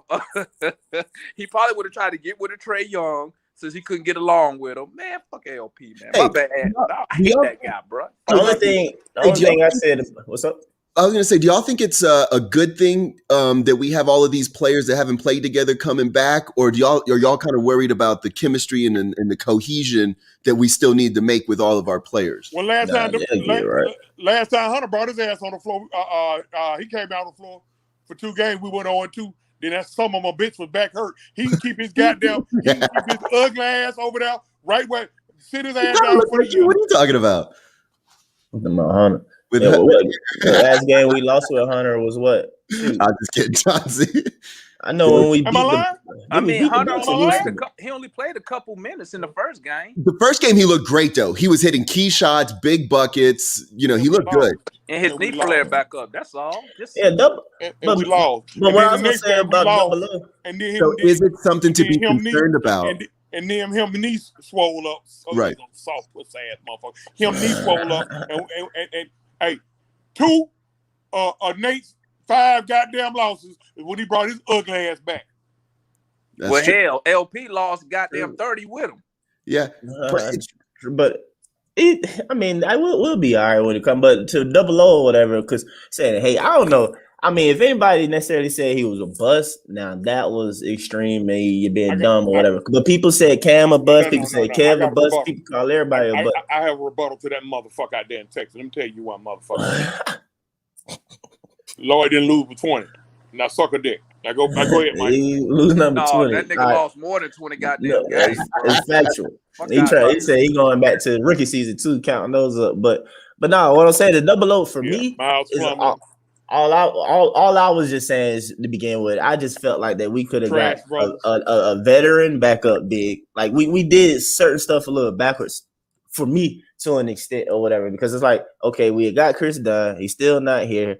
Obviously, we did some illegal junk stuff or whatever, and they knew we was getting Rondo before the draft, you know. So I was just thinking that we needed to go back up point guard. That's all it was at the draft time. And Okongwu or whatever, I feel like he's a solid player and a good pickup and all that, though. But I just don't feel like he's necessarily, you know. But isn't he a better Mike? If you are in the mindset that you don't want to pay John Collins a max, isn't Okongwu a great pick over Tyrese Halliburton? Well, no, because you assigned Gallinari. Yeah, so, because you signed Gallo and you obviously not about to let John Collins go or trade him away. So Gallinari is a short-term thing too. Like Gallinari is someone who can hit an NBA bucket when an NBA bucket is needed. But that's why double O. I think he probably, if anything, end up being the backup to, you know, just John and Clint. You know what I'm saying? Because Gallo, like you said, is not a long-term thing. So as he develops or whatever, he'll be that, of course, first 4 off the bench. Do y'all know why they call Gallo? Do y'all know why they call Gallo the Rooster? He said that's what it is in Italian or something like that, right? Yeah. I've been listening to the opposing broadcasters that they brought that up. Yeah, they're like dirt may mean dagger. We shouldn't have no problem with chemistry, man, bro. I said this the other day to somebody, man. I can't remember, but I was saying, man, these injuries. It might have been in a group chat. I said these injuries probably one of the best things that could happen because people had to step up, getting major playing time, like, and people know I didn't like Goodwin, and then Goodwin come out these past 2 games. He looked good. He looked amazing. I'm gonna give him 35 in the last 2 games, man. Get rid of Trae Young. You already know what I'm about to say. You already know what I'm about to say. Offense ran better the last 2 games. It's because Lloyd Pierce don't know how to develop nobody. Okay, is Nate McMillan more important than Trae Young? Is Nate McMillan more important than Trae Young? Hell Fuck yeah, he is. That's a no-brainer, dog. So I would What? think so. We was getting our ass with Trey Young. Yeah, I think right now, whatever yeah. I mean, that's tough to say because somebody might argue that I don't want to say the other guy name though, but you might argue that he's more important than his coach or something like that, or some other greats or top players or whatever. You'll say they more important. Like, let's go to Brooklyn. Them guys more important than their coach. Yeah. Also, I do want to say this when y'all were talking about this. I think the Trash Brothers should get goated at this point because let's not forget we converted those guys into Clint Capella. So let's not put any more. Let's put some spec on their names. Well, if Lloyd Pierce knew what he was doing, they wouldn't have been a trash. Travis though. That's why I vote for Lou. Nah, they still would have been trash. Lou, I would vote for you. Because you just made that horse. Lloyd Pierce knew what he was doing. I didn't want to be a politician when I was younger. But that's when you gotta give Trav credit though. That's why I don't trip on Travis too much. I mean, yeah, he does some things or whatever, he mess up, but everybody ain't 100%. But I ain't gonna trip too much. Yeah, my only thing about Travis, I think Johnson, what's up? He a little behind the power curve, but obviously we don't know what's going on in his head or with his staff because I think that the other day, I was agreeing with Mike. I was just like, God damn, why we didn't get Halliburton? You know what I'm saying? I was like, damn, why we didn't get this guy? But I can see if Travis was maybe thinking for the future as far as getting a big O. But, I'm one of them fans. I'm ready to win right now. That's what I'm saying. I'm like, No. Get what we need. Demond. Yeah, what Chelsea about to say? Demond, I got to go back to Mike. So I was going to cuss Mike out. Then I caught feelings for him and decided not to cuss him out. Now I'm about to cuss his ass out again. That's being said, you ain't gonna go hard on the same guy who hired the motherfucker. Y'all hate. Boy, I swear to God. No, I'm not going. I know, but like I said though, I'm not gonna go. What that doesn't mean I'm not going to criticize him or whatnot. Going hard mean I'm not finna be chanting fire Trav or something like that. You know what I'm saying? Like, he hasn't gotten me to that point where I feel like, oh, he's Billy Knight or some bull. You know what I mean? It just he's not perfect, but at the same time I understand he was forced in the situation with no coach wanting to come here. Well, I got this dude who probably would. He's a cool guy, so I'm gonna bring him in here. The only thing about it that you can say is like, hey, you could have did your homie a little better. You could have let him know that you about to get let go. You know what I'm saying? He probably was trying to do his homie a favor and wait till the off season, but ownership came down on him. Thank God. And I told y'all that's why I don't like Off the Blank at the moment. You know what I'm saying? And he got to reprove himself to me because yes, Demond, I am upset still about 2017, and he let them feces of whatever you want to call staff stay around and linger or whatnot. But anyway, you know what I'm saying, back to our Hawks or whatnot though. But yeah, man, so I'm not gonna trip on him because even when you go to Golden State, look at Golden State, they don't win championships and things of that nature though. But they did not hit on every draft pick. You know what I'm saying? Every decision wasn't necessarily the right decision if you want to say that. So I'm just saying that most of our draft picks have hit. Has been well. Most of our little trades and moves for like even the Trash Brothers, he wound up making it make sense or whatever and getting this. So it's like, I'm not going to go too hard on him. That's all I'm saying. But yeah, Trav ain't perfect. I think the LP was done on purpose because like he knew what he needed was draft capital. And so LP was put there because he's a yes man. Yeah. That's why he was put there. And Travis knew he wanted to make his own moves without being questioned. That's why he couldn't get a respectable head coach to come here. Because a respectable head coach is not going to just sit there and just let the GM just do whatever and then be like, oh, so you expect me to win with this garbage right here. This is what you expect. So he said, I'm gonna kill two birds with one stone. I'm gonna get a yes man, but I'm gonna hook my boy up at the same time. You see what I'm saying? Yeah. Because when have you heard when you see Travis and he's discussing the draft, have you ever heard him say, I talked to Lloyd? Hell no. He'll never talk to Lloyd when it comes to the draft. Ever. Mm-mm. Well, let me change that. He has not said that publicly, but that just showed me right there that Travis already had a plan in place. Yeah, that's what I think. And you got to take the good with the bad, like Mike was saying about Golden State. When Golden State made their hard decisions, like letting Monte go, the fans was in an uproar. Remember that? Remember they was booing the owner when he came out there? When they let Monte go in order to transfer over to Steph Curry, the fan was booing the owner out there on the court, bro. And did LP hire or did Travis hire Nate McMillan to be the assistant coach? Nigga, who you think? Exactly. Who you think? Who co-signed it? Hey, what you mean co-signed it? Ain't no listen, on that. listen, man, listen. I'm gonna go. Let me go to my conspiracy Answer mode. the Listen, fucking man. question. Listen. No, Hey, Trav gave the owner a plan, a game plan, right? And the owner was like, "This year 3, Trav, get him up out of here, bro. My patience is wearing thin." He was cool them first 2 years. He saw nobody wanted to come here, and as the owner, he's like, "Okay, I understand. He's a rookie, my star player. Let's give him time." But it's 3rd year now. No, bro. The way it was looking, the owner was like, "Nah, bro, this ain't finna happen." He said, "Bro, your plan fucking up." Losing game. Let me ask y'all something. I see y'all having fun and all that shit, y'all. But Here you come, finna fuck it up. first of all, to about 80% of the shit you Wait, said. first of all, who are you looking at? To about 80%, you said. You looking at the wall, the ceiling? No, I'm looking at the TV. Goddamn chicken sandwich. Yeah, I thought you was posing for a photo shoot. By the 80% of shit you said is horse shit. That's number one. And I'm gonna call him horse shit on. Nigga, you know I'm right. Let me tell you why I'm calling horse shit. I'm being told by 3 very respectable basketball minds, I might add. Hey, Braves won. Hold on. Lloyd was a yes man, but he said no to the players and couldn't nobody tell him nothing. And he wouldn't listen to nobody, but he a yes man. He a yes man to the GM. To the company, yeah. To his fucking boss. Yeah. But to his players, he was inadequate. Like, there's no other discussion about LP. I don't even know why we're probably going to bring it up again next week because we're bringing our boy Dylan Matthews in from 92.9 next week. But we'll probably bring it up again. Every week, bro. Yeah, it's like all season. Hey, when we get to the playoffs and we got a home court advantage, I'm like, LP got us. And you know what? When we get home court, nigga, we need to put a banner up for LP. Yeah.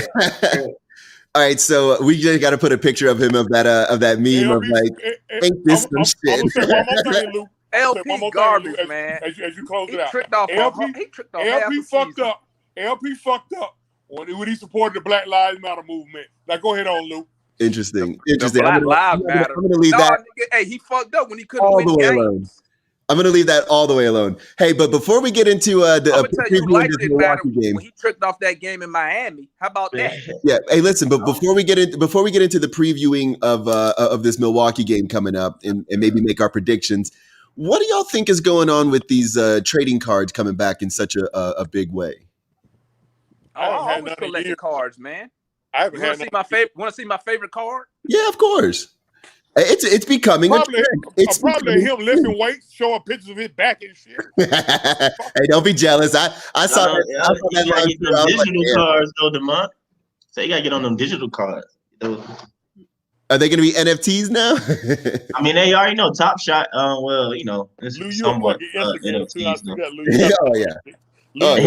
You get on that Top Shot though. Hey, look, MLB just favorite drops Atlanta NFTs. Brave of all time. I've had this card since he was a rookie in Atlanta. I never get rid of it. Yeah, David Just, who that? No. Yep. David Just. Oh, that's a good one right there. Hey, bro, that's my favorite Brave. That's my favorite Brave now. Hey, you know, I haven't taken this card out of this. One of my favorites. I got it in plastic. Oh man! And I haven't taken this card out since 1997, bro. I wish I could tag him in this week. I wish I could tag him in this, boy, because he would gloat on that shit, boy. He would gloat on that shit. David Just, we pretty cool cat, man. Oh, for real, yeah, man. David Just, I was a young boy back then, early. This is my favorite Brave, bro. I would never get rid of this card. I got this when I was a bro. I was big on David. He won me over when he started dating Haley Berry. So it was all over at that point. David Just was that guy. Yeah. That was my guy back there too, man. Boy, you see that? And look, hey, but bro, I wanted his car so bad. I still got packs. Look, I know you a Bitcoin 97, bro. Damn, unopened. I know you a Bitcoin guy. You said you got them baseball cards, man. You need to go ahead and get you some MLB about to drop some NFTs on the Wax blockchain.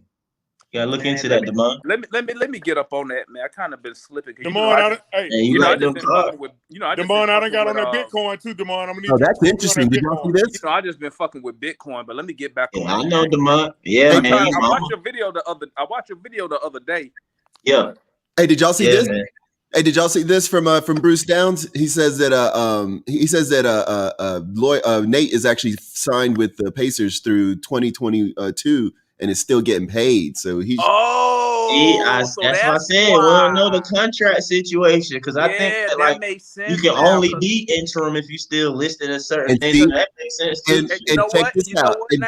He's 22 years old. If he becomes head coach, he Thank you. loses the money from Indiana. Yep. So he'll forfeit that. Yeah. Yeah, he forfeits So that he ain't money. gonna do Now that, man. that makes So he probably total gotta sense. wait. But then Cam only 22. They probably slick did this shit together. Probably LP and Nate and Trav to be like, all right, let's work this all out where you still get paid. I'm telling you. Well, no, I'm sure Nate McMillan agent already had him on the game. Like, Wait a minute now. Wait a minute. Interim. Whoa. Yeah, we just said this, Chauncey. Whoa, that shit. I'm about to put out, guys. I'll catch y'all in the comments. How could he? Okay, man. How can he sign on with another organization and that other contract don't get voided? Because he's not a head coach. It's not the same position.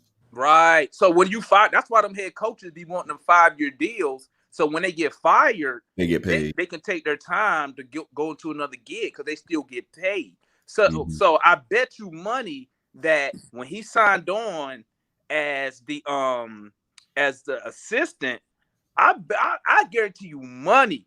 His agent already ran that shit legally to make sure it was still good. But before he even signed, because why would you sign as an assistant and forfeit head coach money? That don't make no sense. Right, but now it does. Hey, I heard Rasheed Wallace on the news, and he's, for me, he's always been a fan favorite. Even when he was at North Carolina, I was a Georgia Tech guy. He's always been good. He's always been a dominant force and just a cool guy. And he talked about him getting traded to Atlanta and joining up with Steven Jackson and Jason Terry, and he was super excited about being on that team. And he was the highest. He was the leading points for that game, that one game that he played. And then he said him and Steven Jackson were drinking at the bar, and that's how he found out he was traded to Detroit. But he was sad about that, and I heard him talk about it. It was the first time I heard him talk about it. I always wondered what his stint was like. But he said something.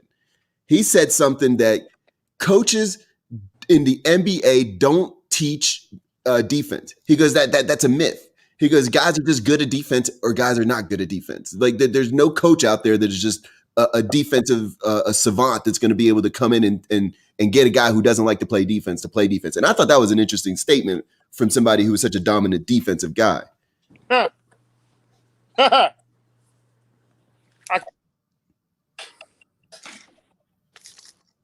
That T-Mobile's flaring up. My phone was ringing, sir. I can die happy now.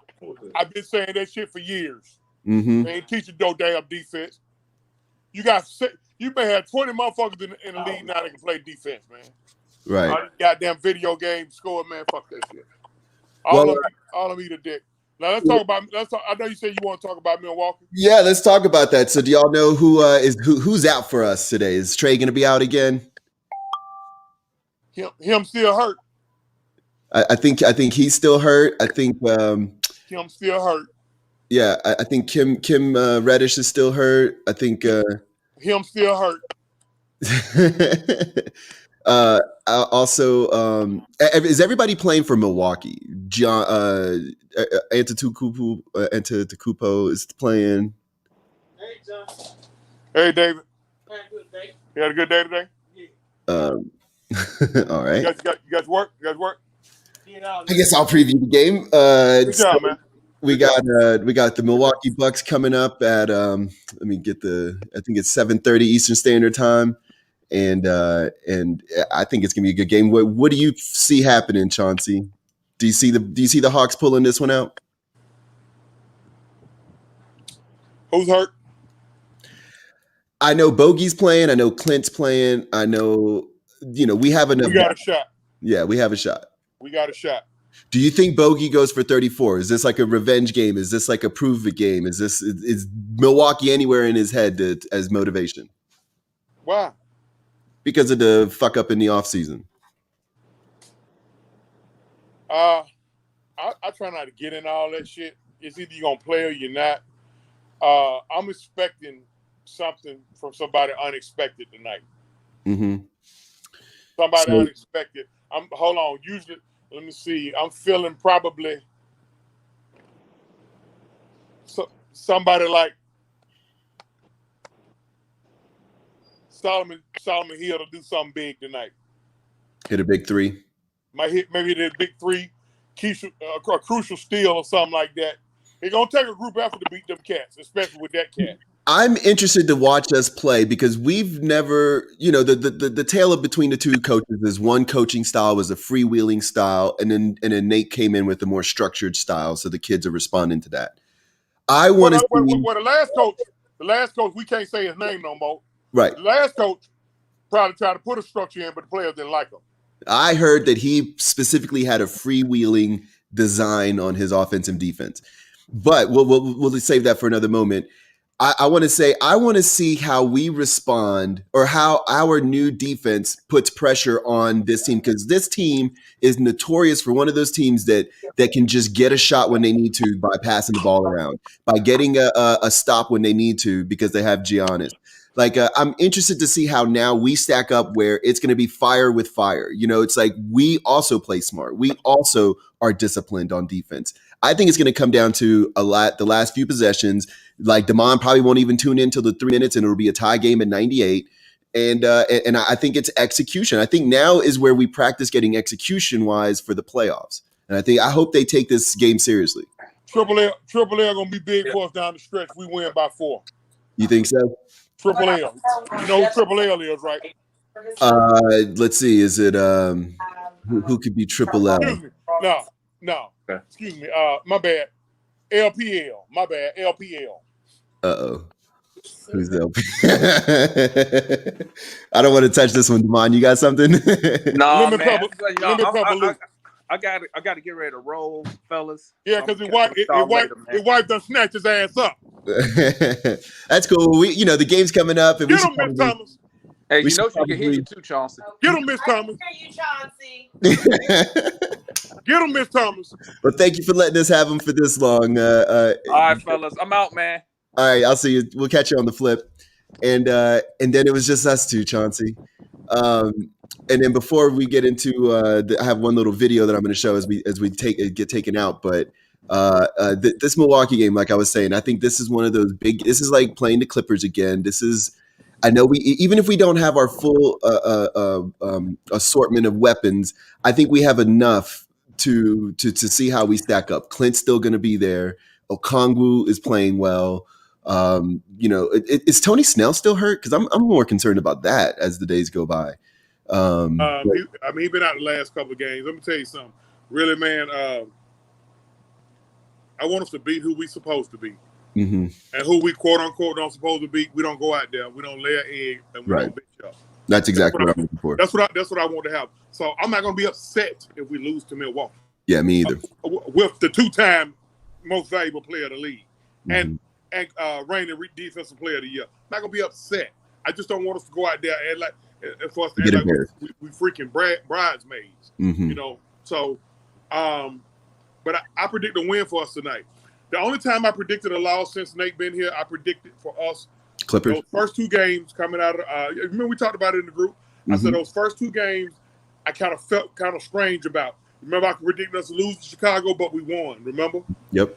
And you was like, I think we got another beat Chicago, but that layer egg game came against Memphis. Yeah. And then I actually thought we was gonna come back with another egg delay. Who we played next? Bulls. Huh? The Bulls. Oh, we played the Bulls after Memphis? Who did we play before Memphis? Oh, no. I expected us to lay an egg against the Pelicans. Right. I expected us to lay an egg against the Pelicans, but we didn't. We laid an egg in the second half against Memphis, so I kind of expected us to lose to the Bulls as we're going to get them 2 losses out the way and then go back on a run. So I think we're back on another run. Yeah, I think we're back on a run too. And we're back on another run. I think honestly, the addition of Lou Williams helping us because now we got somebody who you can actually pay attention to and respect coming off the bench. Yep. Gallinari as well, but Lou Williams is a guy, multiple times sixth man of the year. He's a guy that you can pay attention to and respect coming off the bench. Yeah, he's an NBA bucket. He's an NBA bucket. I mean, he can go out there and get you a bucket. And we may be able to squeeze a couple more years out of Lemon Pepper Lou because he's back home now. He's back home. He can keep tabs on his wife and his 3 side pieces. And I think, I think on that note, there's not much else to say on that. But man, I really appreciate you coming on. Next week we got, like I said, we got a guest on. His name is Dylan Matthews. I'm really looking forward to it. He's got a cool little YouTube channel. He does his hometown takes.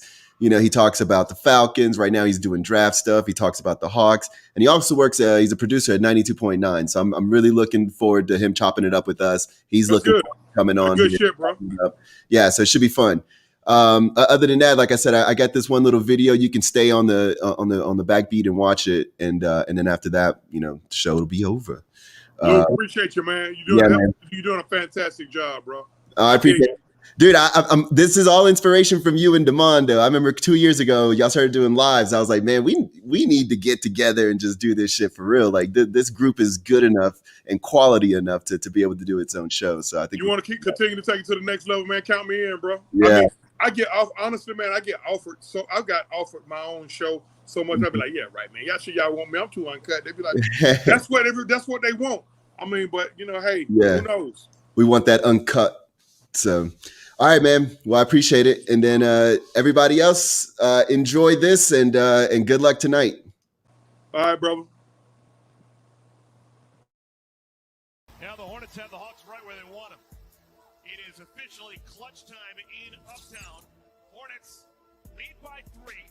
4:16 remaining. And now in these circumstances, nobody has been better on the year. Yeah, nothing new. Been there, done it before. 16-6, 4th best in the association. Look at the offensive rating, defensive rating, net rating. Nobody does it better than the Hornets. They're on their home floor. They've been there before. You're not going to panic. I think Brago's going to put this team in a position to be successful. And the king of the studs has been that man, Terry Rozier. He has been so calm and so effective coming down the stretch of ball game. Look at that, 27-0 and leading at any point in the last 5 minutes of the 4th quarter or overtime. The only team in the league to say that. That means they're perfect now. For the home team. Hornets playing without P.J. Washington for a large chunk of the second half. McDaniels one-on-one mode. Has a smaller man on him. Rozier. Cody Zeller, offensive rebound. Bridges! Oh my God! What is the game? A thunderbolt from Bridges! Oh my word! The filthiest of the filthy! Oh, that'll be the death knell for Atlanta. You can't come back from that. Oh my goodness. This is what we want to see. Look at Miles Bridges attack the shot blocker and look at LaMelo. Oh my word. Just walk all over. Man. Oh my goodness. Miles Bridges is a man in full. Come on. That's on Capella. Yeah. That is on one of the fiercest defenders in the league. Clip it off. How come they don't just stop the game? Good win. And we're tied. Hornets are in danger of spitting the bin here. They're up by 10 not that long ago. Capella. And Williams. Atlanta leads by 2. Bogdanovich elite as a free thrower. Oh, my. Need a miracle, and they need it in a hurry.